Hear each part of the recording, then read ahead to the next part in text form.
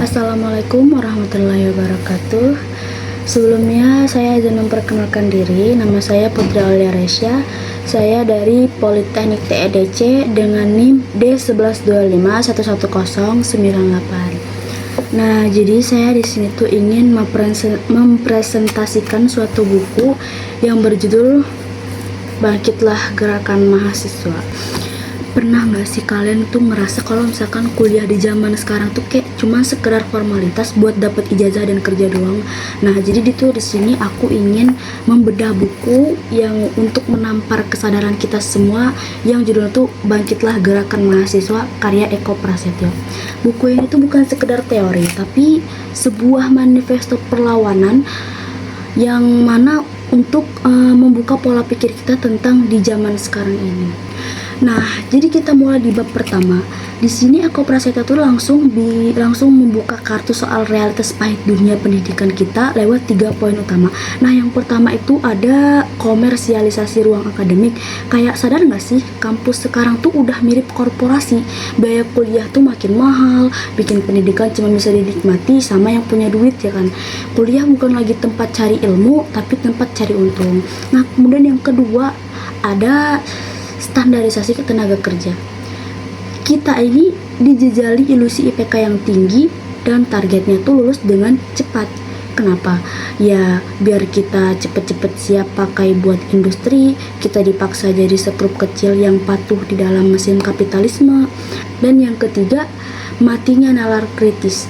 Di dalam kelas kita mungkin cuman hanya disuruh ngafal, dikerjain tugas administratif, gak ada lagi ruang yang buat mempertanyakan kebijakan yang salah. Kita tuh kayak dijinakkan dari bangku kuliah gitu. Oleh karena itu inilah yang menjadi sesuatu hal yang penting dalam buku ini tuh adalah sebagai bahan provokasi kepada mahasiswa di zaman sekarang ini, dan untuk membuka pemikiran kita bagaimana kita berkuliah itu fokusnya tuh terpakunya tuh pada apa gitu. Kita masuk ke bab yang kedua, yaitu menolak lupa darah dan sejarah pergerakan. Nah, jadi di sini tuh penulis tuh mengajak kita kembali ke mesin waktu buat menolak lupa. Kenapa sih sejarah ini tuh sangat penting banget buat mahasiswa? Nah, kita lihat dulu dari subbab yang pertama. Ada yang namanya Fajar Idealisme tahun 1908 sampai 1945, yang dimana bangsa ini tuh lahir dari kepala anak-anak muda yang berani keluar dari zona nyaman mereka untuk merdeka. Kemudian di subbab yang kedua ada Parlemen Jalanan Era di 1966 dan 1974, di mana sejarah membuktikan kalau jalanan adalah ruang rapat yang paling sah ketika penguasa mulai tuli. Puncaknya ada di subbab yang ketiga, di mana klimaks 1998. Kebebasan berpendapat yang kita nikmati di YouTube hari ini tuh itu tuh dibayar pakai darah para martir yang gugur di Trisakti dan Semanggi. Jadi jangan sepelekan juga pada sejarah ini. Nah, kemudian di bab ketiga tentang kutukan Menara Gading dan aliansi mahasiswa. Di bab ketiga ini, Eko Prasetyo itu ngasih kritik keras ke diri kita sendiri soal kutukan Menara Gading. Nah, di subbab yang pertama membahas tentang tembok tebal kampus. Banyak mahasiswa yang ngerasa elitis, pinter berteori, tapi asing sama masyarakat di luar pagar kampusnya sendiri. Mereka tahu teori ekonomi, tapi buta sama penggurusan di depan mata. Nah, lebih parahnya lagi, di subbab yang kedua ini, pelacuran intelektual. Banyak kaum pintar yang justru menyewakan otaknya untuk melegitimasi kebijakan penguasa yang nindas rakyat demi jabatan atau dana riset. Padahal di subbab ketiga itu udah menegaskan kalau ilmu sejati itu adalah ilmu yang membebaskan. Teori itu nggak ada gunanya kalau misalkan nggak bisa bantu buruh, tani, ataupun orang-orang yang miskin di kota. Untuk bab keempat ada bius kapitalisme, mengapa gerakan hari ini jinak. Jadi di poin pertamanya itu ada bius konsumerisme, yang dimana musuh kita sekarang tuh bukanlah bedil, tapi kenyamanan semu. Kafe mahal, gadget terbaru, dan algoritma media sosial sukses bikin energi perlawanan kita habis buat pamer, buat gaya hidup. Nah, kemudian di poin yang kedua ada regulasi ketat kampus, yang mana jam malam dibatasi, ancaman dropout dipercepat, dan kampus sengaja didesain ketat biar kita tuh nggak punya waktu buat protes. Dan yang paling miris di poin yang ketiga yaitu adalah pragmatisme aktivis.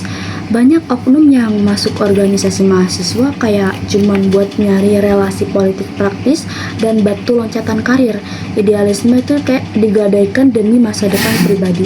Dan yang paling mirisnya di poin yang ketiga yaitu ada pragmatisme aktivis, yang mana banyak sekali oknum yang masuk ke organisasi mahasiswa kayak cuman buat nyari relasi politik praktis dan batu loncatan karir. Idealisme itu digadaikan demi masa depan pribadi. Kemudian lanjut ke bab 5, strategi dan taktik merebut kembali sang publik. Lalu bagaimana solusinya? Bab 5 adalah panduan taktis buat kita. Langkah awal, aktifkan kembali mimbar diskusi. Aksi tanpa baca buku itu kosong. Diskusi tanpa aksi itu mandul. Kita harus kuatin dulu basis intelektual kita. Kemudian di langkah yang kedua, aliansi lintas sektor.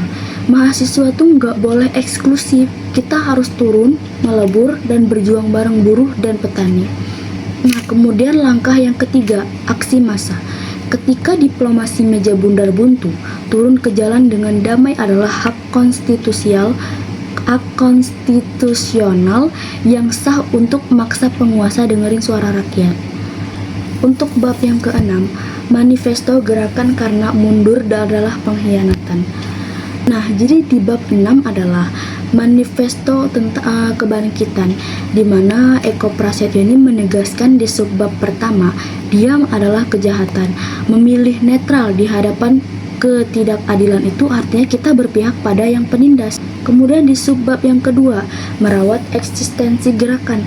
Zaman boleh berubah jadi digital, tapi tugas sejarah mahasiswa sebagai pengontrol kekuasaan gak akan pernah kadaluarsa. Nah, untuk buku ini kita buka vibes-nya dulu. Jadi buku ini tuh bukan sekedar bacaan santai buat gaya-gayaan atau bahan obrolan tongkrongan doang. Isinya tuh murni pure propaganda dan provokasi biar pembaca, terutama anak muda dan mahasiswa, langsung action, bukan cuma overthinking atau ngeren di sosial media.